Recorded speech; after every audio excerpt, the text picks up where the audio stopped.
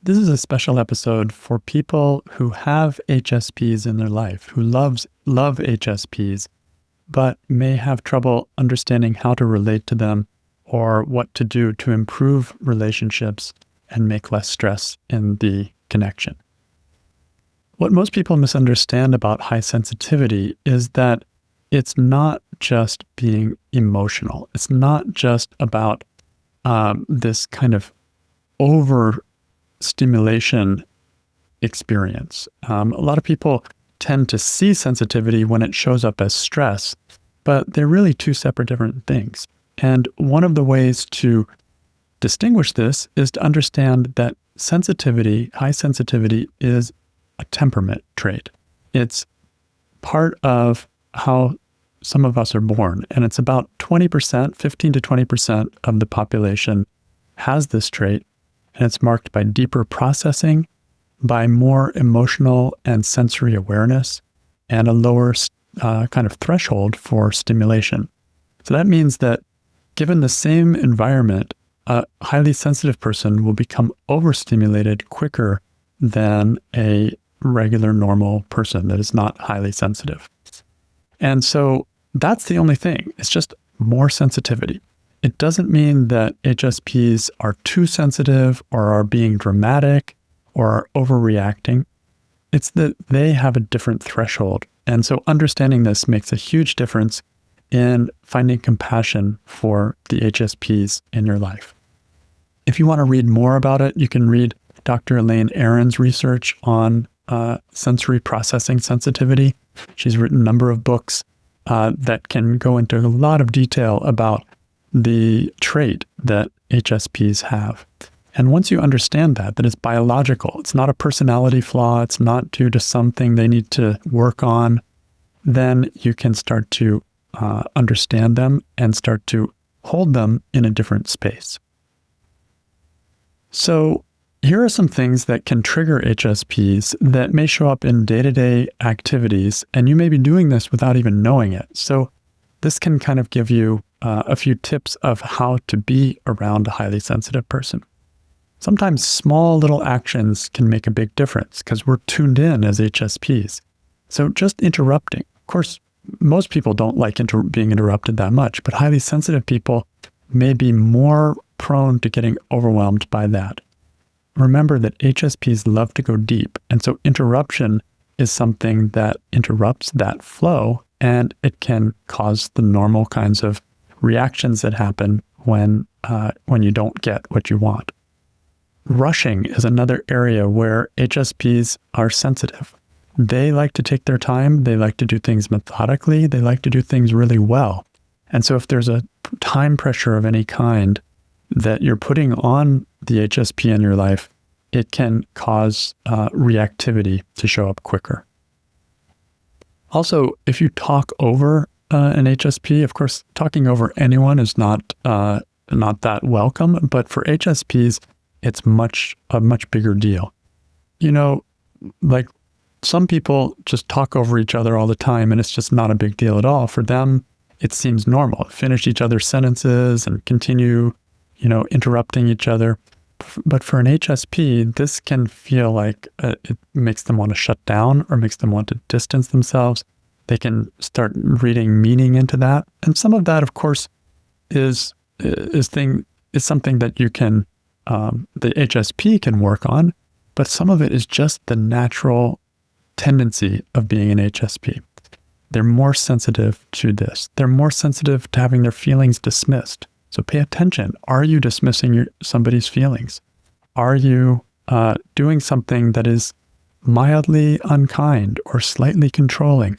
HSPs are going to pick up on these things, and it's a great opportunity for you interacting with the HSP to clean up your own game. Like, can you have as much integrity as possible, be as kind as possible, be as just available and understanding of another person as possible. The more you can do that, the more it's going to support an HSP, but also support everyone in your life.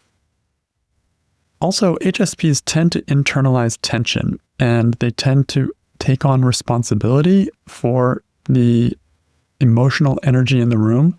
Now, some of this, of course, is their work, and they can question some of these thoughts that cause them stress, but just know that they're going to default into internalizing this. And sometimes we even feel as HSPs that we are a failure if tension if conflict broke out in the room, or if there's something, we didn't prevent that, because we're really good at preventing that. We're really good at keeping harmony. And so just be aware that if you're constantly breaking the harmony, constantly shaking things up, it's not that it's a terrible thing to do. It's just that HSPs may take that personally, and it may be what's causing some of the reaction. Also, if you're kind of getting in their business a little bit, making quick decisions quickly, making them subjected to loud, cluttered environments, or making little jokes that come off as a criticism, or even saying little things like just relax or things like this. These are things that can tend to trigger an HSP. If you can be more accommodating, more open, more asking what's going on for them, then it can often lead to a feeling of safety rather than shutdown.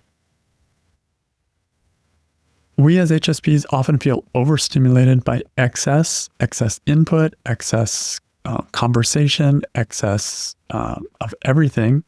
And we tend to react when people try to fix us or analyze us, or try to calm us, or try to minimize our experience.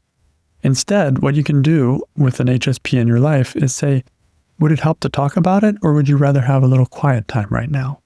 This gives a lot of options, and it gives a feeling of real safety, and that makes the HSP feel like, oh, I can take care of myself if I want to, but they're also available, and you never know what they will choose. But that is a very gracious way of supporting an HSP.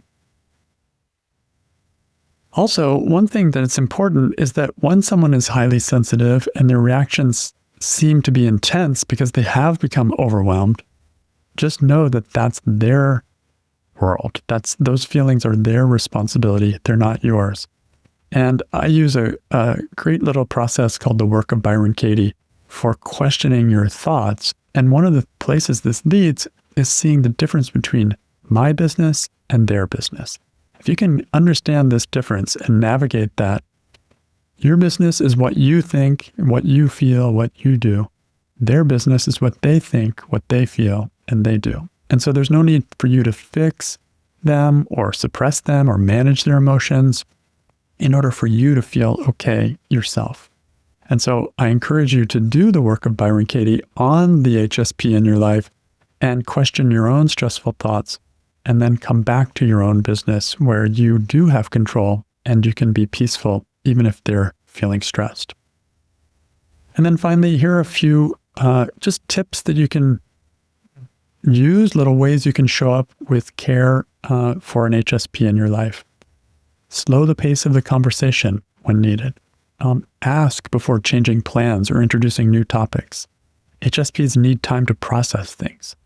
Give them space after an intense social event or even a long, deep conversation. Give them time to process. And avoid teasing them about their reactions, because this can reinforce a feeling of shame, which is very common for us as HSPs. And you can also think of it as like, we're in this together. There's a partnership here. Your calm is going to help their calm. And if you're open to them as a person, they're going to be more relaxed and naturally more open to you as well.